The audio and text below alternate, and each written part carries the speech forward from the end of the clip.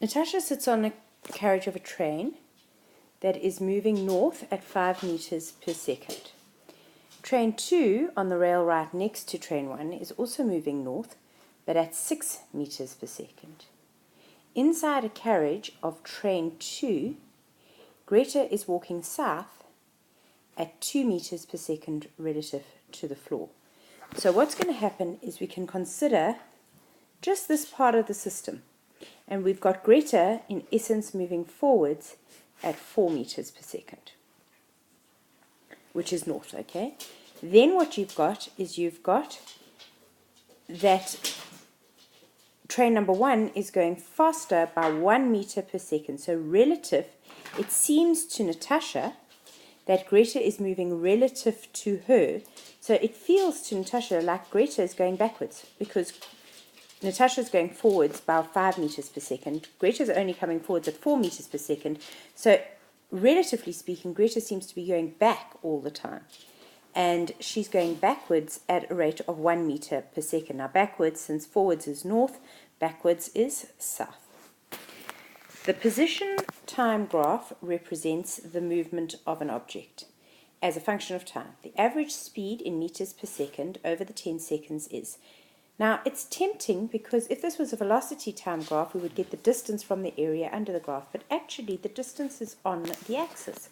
So you're simply going to say that average speed is equal to change in distance over change in time, or total distance over total time, when forward by 6 meters, backwards by 6 meters, so the total distance is 12 meters, the time that took is 10, and therefore the speed is 1,2 meters per second. While practicing a dance move, Helen steps off a platform, falls vertically downwards, and lands on a trampoline. Retards her fall, and then shoots back upwards and take upwards as positive. So she's first coming downwards, so we're going to need to say she speeds up downwards. Then she is going to, and that's in the negative direction because upwards is positive. So we're in the negative part of the journey. Then we bounce, and then we are going at a fast velocity over there, and we slow down until we stop at the top of the projectile. So B is your correct answer. Annabelle throws an acorn vertically upwards, and it returns to its point of projection. If there's no air resistance, which row in the table indicates the resultant force and on the ball at point A and point B respectively? So at point A and at point B, we have got a downward acceleration. In both cases, there's only one force acting on the object, and that force is weight, and therefore the resultant force in both positions is going to be downwards. A piece of rock with a mass of 10 kilograms is dropped from rest on a planet called Redum.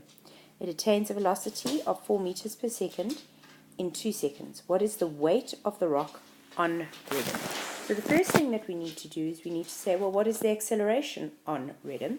So we can go V is equal to U plus AT. 4 is equal to 0 plus A times 2. And it attains that velocity. Drop means it started at 0. There's a time, and I get an acceleration of 2 meters per second squared. So now the question is, what is the weight? If G is equal to the mass multiplied by gravitational acceleration on that planet, and therefore you land up with 20 newtons. The electrical repulsive force between two charges is shown in the diagram. There they are. Suppose that the magnitude of the left charge now changes to 2p. Now remember, we're dealing with F is equal to K Q1 Q2 over R squared. If I double one of the forces, at least one of the charges, I'm going to double the force, and that force is a Newton 3 force. It is equal and opposite. So they are going to experience the exact same doubling of their force. So the correct answer is going to land up being A. A ball with a mass of 1 kilogram strikes a wall at right angles at a velocity of 2 meters per second. It bounces back with a velocity of 1,5 meters per second. The impulse on the wall. Remember that impulse is equal to mass, final velocity minus initial velocity. The mass is 1. The final velocity is 1,5. And then I'm going to take the initial velocity as being negative 2. Because it's in the opposite direction. So I land up with a positive 3,5 kilogram meters per second. And because it's positive, it's in the opposite direction of the 2. The 2 was to the right, so it is to the left. A battery is connected to 2 identical light bulbs in parallel, as well as another identical bulb in series. An ammeter and a voltmeter are also connected. One of the light bulbs is connected in parallel, is unscrewed. So I remove a branch of the parallel network. What will happen? Well, firstly, we are going to increase resistance. And therefore, we need more energy. So this voltmeter reading is going to have to go up. So the voltmeter reading increases. And then what is going to have to happen is that you are going to, because there's an increase in resistance, this guy is going to slow down. So there is going to be less current. So it decreases. So B is your correct answer. An ohmic resistor is connected in series with a power source and a rheostat. The potential difference is gradually increased.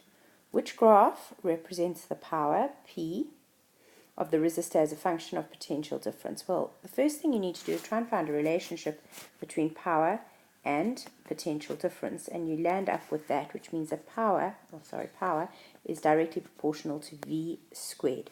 So in other words, I'm looking for a positive parabolic kind of curve, which is going to be C. In the diagram alongside, north and south represent the magnetic north pole and south pole of 2 magnets. A conductor carrying current out of the plane of the paper will be deflected in which direction? You're going to now need, you've got current, you've got magnets, you're going to use your left hand. You're going to point from north to south with your first finger. Your second finger will come out of the page, and you will see that your thumb will point towards 3. Ryan's driving along a straight road. The road is marked with white stripes down the middle, spaced 8 meters apart. Ryan and Christopher decide to determine the acceleration of the car, making use of stripes. While Ryan accelerates, Christopher counts the stripes and takes a time measurement after every 10 stripes over 3 successive stages. So stripe 1, stripe 2, 3, 4, 5, 6, 7, 8, 9, 10. The stages follow, so the first 10 lines, the second 10 lines, and the third 10 lines.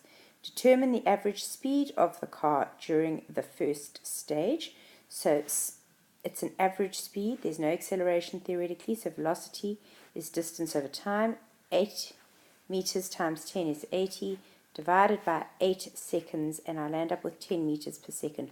Where is that true? At the midpoint, so 4 seconds down the line.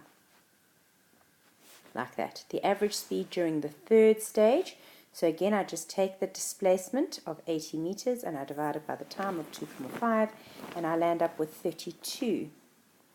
Let's try that again, 32 meters per second. And where's that true? It's halfway, so that's 1,25 seconds, and that's 1,25 seconds. Then we're going to work out the magnitude of the acceleration. So acceleration is equal to final velocity minus initial velocity divided by the change in time, which is going to be 32 minus 10, and the change in time is 4 plus 1,25, so that's going to be 9,25 seconds, and you get an answer of 2,38 meters per second squared. Zane visits the city for the first time. While standing at the top of the Carlton Centre building, he projects an iron sphere vertically upwards with a velocity of 20 meters per second. It reaches its maximum height at point B. What are the velocity and the acceleration of the iron sphere at point B? So the velocity is equal to 0 meters per second, because that's where it stops, doesn't need a direction. 0 doesn't have a direction. And the acceleration is equal to 9,8 meters per second squared downwards. I suppose if you'd said to me 9,6, I'd have to take that because in Joburg, actually, that's acceleration's value. Calculate the height of B above A. So now we're looking for that height over there. We know the initial velocity was equal to 20 meters per second. We know that the final velocity is equal to 0, and we know what the acceleration is, 9,8 meters per second squared downwards. So I can use v squared is equal to u squared plus 2as, and that is 0 is equal to 20 squared plus 2 negative 9,8 and a distance over there. So then I land up with a distance of 20,41 meters. If the sphere reaches C on the ground 7 seconds after its projection, calculate the height of the building. Now remember, your equations of motion are designed to consider displacement, not distance. So you can, if you get your signs right, just go straight into one equation. So displacement is equal to ut plus a half at squared. It went upwards at 20, so I'm going to take positive as upwards. The time that it was in the air was 7 seconds, plus a half, the acceleration is downwards, so it's negative, and then I put the 7 squared in.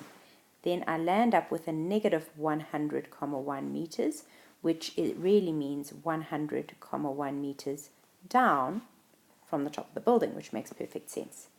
Now it says draw a neat sketch graph of velocity versus time for the entire motion and take upwards as positive. So I need to start in a positive place because I start going up at 20. I come down and I slow down until I stop at 0. Remember, I need to label my axes. Velocity is meters per second. Time in seconds.